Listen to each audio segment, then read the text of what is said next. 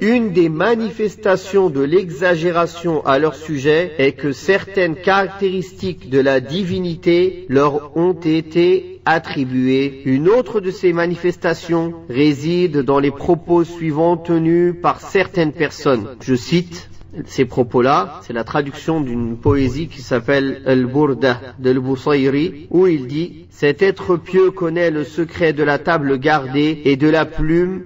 Ce bas monde et l'au-delà ne sont que l'une de ses largesses. » Il a dit aussi dans une de ses poésies, si ces signes réellement avaient été à la hauteur de son si sublime degré, l'unique fait que soit son nom mentionné aurait permis aux morts, aux membres effrités et réduits en poussière d'être ressuscités. Donc ce poète égaré dit ici que le prophète Mohammed sallallahu alayhi wa sallam n'a pas reçu de miracle à la hauteur de son statut. Les commentateurs du poème ont affirmé, même le Coran n'est pas à la hauteur du statut du prophète sallallahu alayhi wa sallam. Car on le préserve de cette croyance erronée. Et le seul miracle pouvant être à la hauteur de son statut serait qu'en mentionnant son nom, les morts réduits en poussière, dont toute trace a disparu et dont les os se sont effrités, voient leurs os se rassembler et leur corps reprendre vie grâce à la mention du nom du prophète. Ceci est un type d'exagération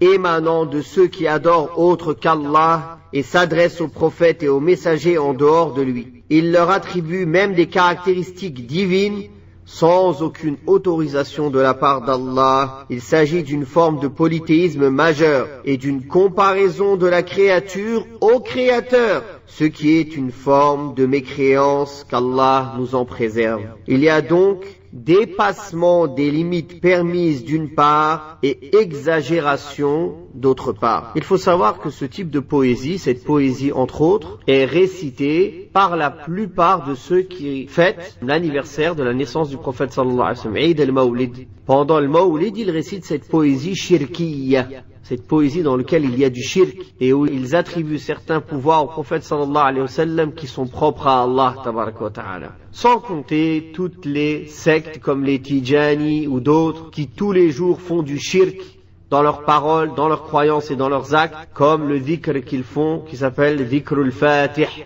qu'ils récitent après les prières obligatoires, dans lequel ils attribuent au prophète sallallahu alayhi wa sallam la capacité d'ouvrir et de faciliter ce qui a été fermé